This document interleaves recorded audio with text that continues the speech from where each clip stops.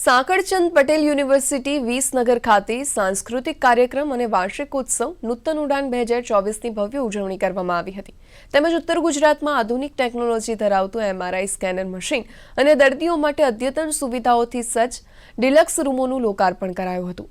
આ 4 દિવસીય કાર્યક્રમમાં 1000થી વધુ વિદ્યાર્થીઓ વિવિધ સ્પર્ધામાં ભાગ લીધો હતો। કાર્યક્રમના અંતિમ દિવસે પૂર્વ નાયબ મુખ્યમંત્રી નીતિન પટેલ, સાંસદ શારદાબેન પટેલ તથા વિશ્વ ઉમિયા ફાઉન્ડેશનના પ્રેસિડેન્ટ આરબી પટેલ ઉપસ્થિત રહ્યા હતા।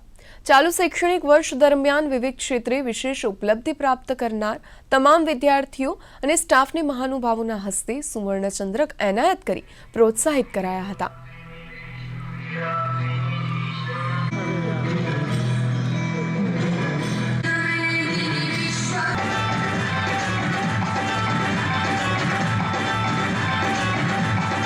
જે બે નવા અદ્યતન સાધનો વસાવ્યા છે જે દર્દીઓની સેવા માટે ડાયગ્નોસિસ માટે ખૂબ ઉપયોગી છે।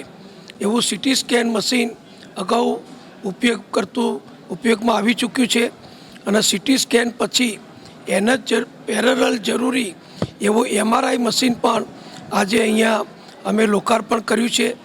લગભગ 7-8 કરોડ રૂપિયાના ખર્ચે સીટી સ્કેન મશીન અને આજે પણ લગભગ એટલા જ 7-8 કરોડ રૂપિયાના ખર્ચે એમઆરઆઈ મશીન અહીંયા કાર્યાન્વિત કરવામાં આવ્યું છે।